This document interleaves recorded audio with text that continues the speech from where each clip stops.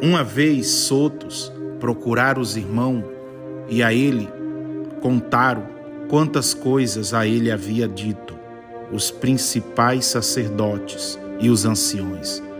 Ouvindo isto, unânimes, levantaram a voz a Deus e disseram: Tu, soberano Senhor, que fizeste o céu, a terra, o mar e tudo o que neles há, que disseste por intermédio do Espírito Santo, por boca de Davi, nossos pais, teu servo, porque se enfureceu os gentios e os povos imaginaram coisas em vão.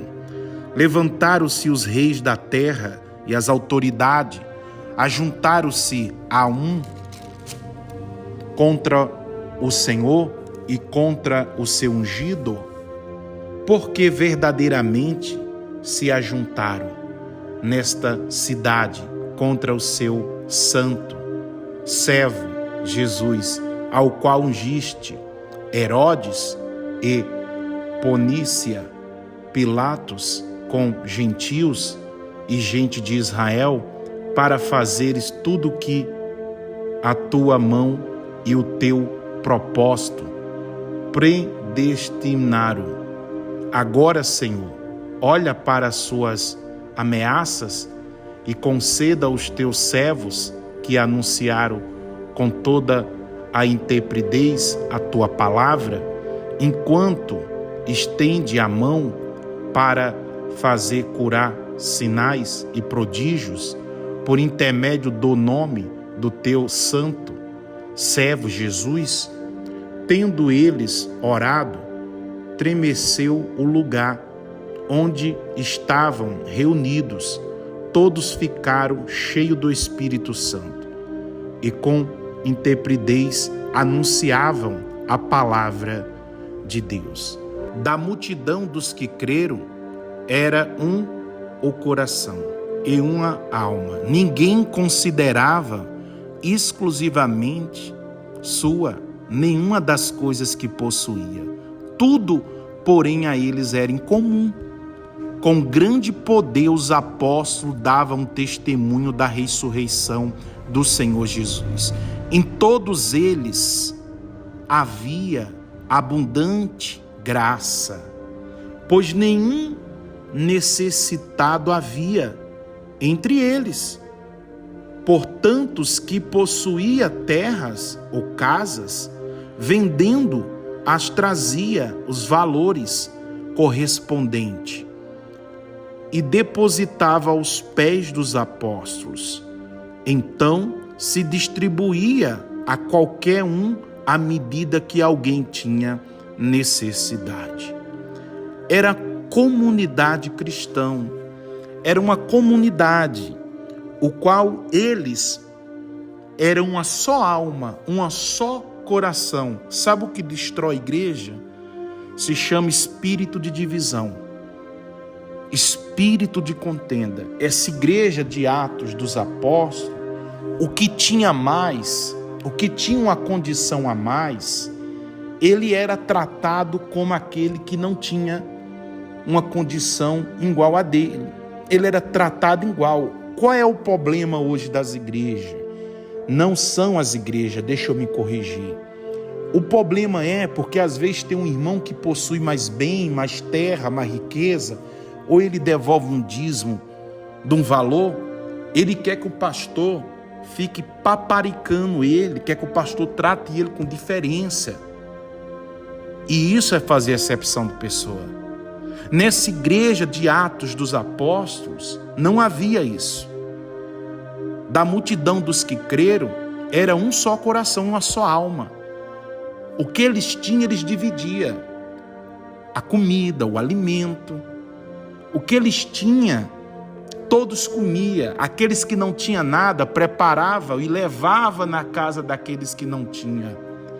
Era uma igreja, uma comunidade, que a ponto que aquele que tinha muito, ele vendia sua propriedade e ele levava e depositava aos pés dos apóstolos, Pedro e os outros, e ali era dividido para ajudar aquele que não tinha nada, aquele que era necessitado, aquele que não estava passando um momento muito difícil. Porque tem pessoas passando um momento, situações financeiras difíceis, não é porque é preguiçoso ou é acomodade.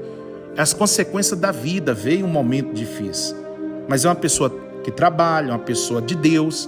Então, se ela pertence àquela comunidade, àquele lugar, àquela igreja, todos têm que se reunir para ajudar. Eu creio que não era uma igreja perfeita, mas quase perto da perfeição. Continue aqui a leitura. Olha só, deixa eu voltar um pouquinho. Com grande poder, os apóstolos davam testemunho da ressurreição do Senhor Jesus. Em todos eles havia abundante graça. O que é abundante graça? Graça é favor imerecível. Quando um irmão pecava, o outro caía, juntava todos para ajudar a levantar. O que as igrejas fazem hoje? Perdão, igreja mesmo. O que o povo hoje faz quando alguém cai? O que muitos sacerdotes faz quando alguém cai? Termina de matar, termina de jogar dentro do poço, termina de destruir o ministério. Então, o que tem dividido as igrejas se chama falta de amor, de união, de comunidade. Não adianta você olhar para o erro do seu irmão, sendo que você também tem. Jesus deixou esse exemplo. Arranca a trave que há no teu. Tu está olhando no cisco do olho do teu irmão? Olha a trave que está no teu, conserta o teu primeiro, para depois ajudar o teu próximo. Então nós não fomos chamados, pastores. Se você não passou ainda por um tipo de problema desse, tomara que você não passe. Mas quando você vê alguém que quer dividir a igreja, com espírito de divisão, você tem que resolver isso. Você tem que repreender, chamar a pessoa, a ponto que, se a pessoa não quiser parar com esse espírito, não há problema algum de você cortar esse mal pela raiz, de você remover. Mas essa igreja era unida. Olha como ela era.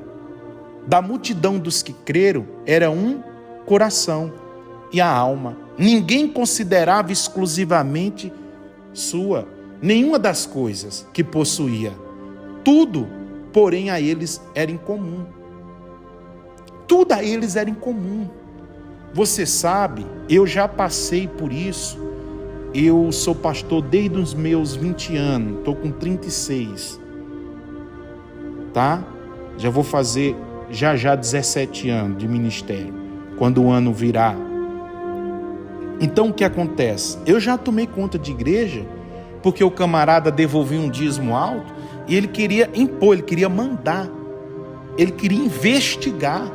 Olha essas pessoas, vendia suas propriedades, não era o pregador que pedia, era deles. Eles vendiam de livre e espontânea vontade, não era fogueira santa, não era sacrifício, e eles depositavam aos pés dos apóstolos. E os apóstolos distribuíam à medida de cada um estava ali necessitando o povo, que pertencia a essa comunidade. Quem era esse homem que fez essas ações? Continuaremos a leitura.